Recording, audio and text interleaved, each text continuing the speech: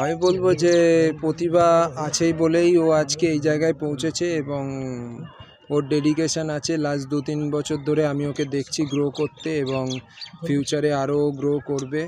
আর currently super কাপে ও যখন chance পেয়েছিল ও নিজের বেস্ট দিয়েছে এবং দেখিয়েছে যে ওকে যদি খেলানো হয় ও গোলও করতে পারে। তো আস্তে আস্তে আমি বলেছি যে একটা টাইম লাগে, যে কোনো প্লেয়ারকে টাইমের আগে কেউ কিছু করতে পারবে না। তো টাইম লাগে, যখন ও চান্স পাবে সব প্লেয়ারকে রেডি থাকতে হবে, যখন চান্স পাবে তো তখন তাকে খেলতে হবে এবং ও যখন চান্স পেয়েছে খেলে দেখিয়েছে।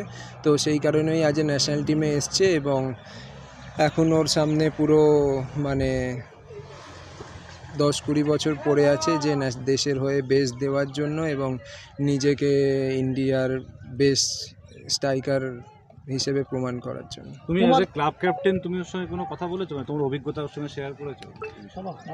আমি অলওয়েজ ওকে মোটিভেট করি এবং অলওয়েজ বলি যে নিজেকে মানে মাঠেতে ভুল হতেই পারে বা গোল মিস হতেই পারে, তো সেটাকে ভেবে পরের অ্যাকশান যাতে খারাপ না করে।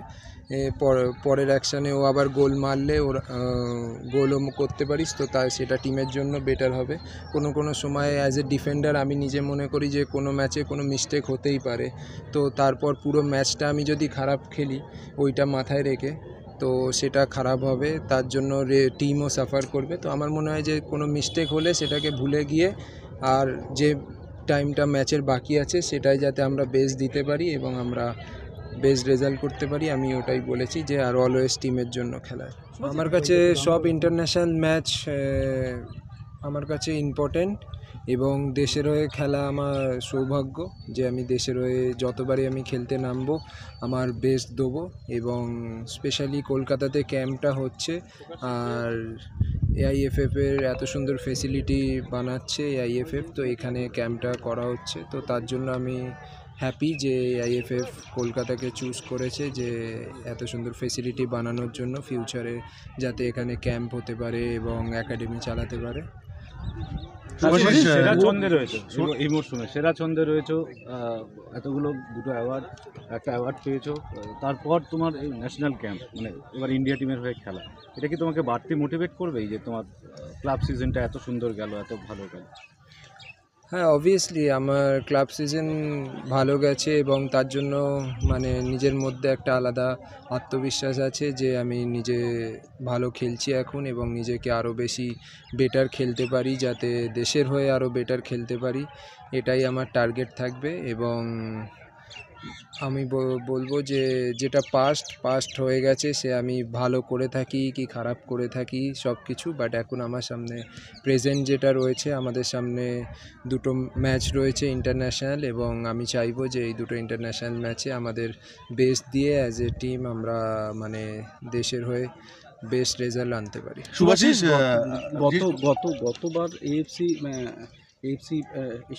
এশিয়ান কাপের কোয়ালিফাই করেছে ইন্ডিয়া। এবছর প্রথম ম্যাচে এরকমভাবে ড্র বাংলাদেশের সঙ্গে, কোথাও কি মনে হয় যে এক নম্বর মানে চাপ আছে কিছুটা, যে এত মানে বাংলাদেশের সঙ্গে কিংবা গোল আসছে না, কত মানে ধারাবাহিকভাবে আগে যেটা গোল আসতো ইন্ডিয়া টিমের ক্ষেত্রে, সেখানে কয়েক সুনীল ভাই চলে যাওয়ার মানে অবসর নেওয়ার পরও গোল আসছিল না, এটাও কি একটা চাপের কারণ? কী বলবো? আমার মনে হয় যে সব ম্যাচ সমান যায় না, কোনো দিন কোনো প্লেয়ারের আপস ডাউন সব কিছু যায়, বাট অ্যাট দ্য এন্ড যদি আমরা একসাথে কাজ করতে পারি, একসাথে অ্যাজ এ টিম আমরা খেলতে পারি, তো আমরা ক্লিন শিটও আনতে পারবো এবং ম্যাচেতে গোলও পাবো। তো আমার বিশ্বাস আছে যে আমাদের অনেক ট্যালেন্টেড স্ট্রাইকার রয়েছে, মিডফিল্ডার রয়েছে যারা আমাদেরকে গোল প্রোভাইড করতে পারবে ম্যাচেতে এবং সুনীল ভাইও আমাদের সাথে রয়েছে। তো আই হোপ এই নেক্সট দুটো ম্যাচে আমরা গোলও করব এবং অ্যাজ এ ডিফেন্ডিংলি আমরা কম্প্যাক্ট ডিফেন্স রেখে আমরা ক্লিন শিটও আনতে পারবো। শুভাশিস বলছি, বাংলাদেশ ম্যাচের কোন কোন ভুলের পুনরাবৃত্তি করতে চাও না এই দুটো ম্যাচে? ভুল বলতে ভুল ছোটোখাটো ভুল যেগুলো মিস্টেক হয়েছে বা যেসব জিনিসগুলো আমাদের চেঞ্জ করা উচিত আগের পাস্ট ম্যাচগুলো থেকে, শুধু বাংলাদেশ না, তার আগে মালয়েশিয়া, ভিয়েতনাম, সব ম্যাচ থেকেই ছোটো ছোটো যে মিস্টেকগুলোকে আমাদেরকে শুধরে নিয়ে আমাদেরকে এই ম্যাচে নামতে হবে আমার মনে হয়। এবং যে মিস্টেকগুলো হয়েছিল সেগুলোকে শুধরে যদি আমরা তার ওপর কাজ করে যদি নামতে পারি তো আগে গিয়ে বেটার রেজাল্ট পাবো। ওই মিস্টেকগুলোকে কি আইডেন্টিফাই করা গিয়েছে যে কোথায় কোন কোন মিস্টেক?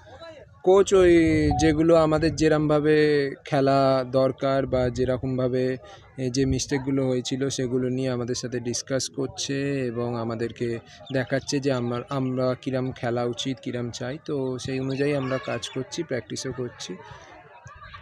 সুভাষিস, সুনীলের সাথে আলাদা করে কোনোরকমভাবে কথা বলা হচ্ছে যে যে বাংলাদেশ ম্যাচটার পরে যে এই যেটা ব্যাক প্যাচ গেছে বাংলাদেশের বিরুদ্ধে, সেইটাকে কাটিয়ে তোলার জন্য কি আলাদা করে কথা বলছো তোমরা যারা সিনিয়র প্লেয়ার?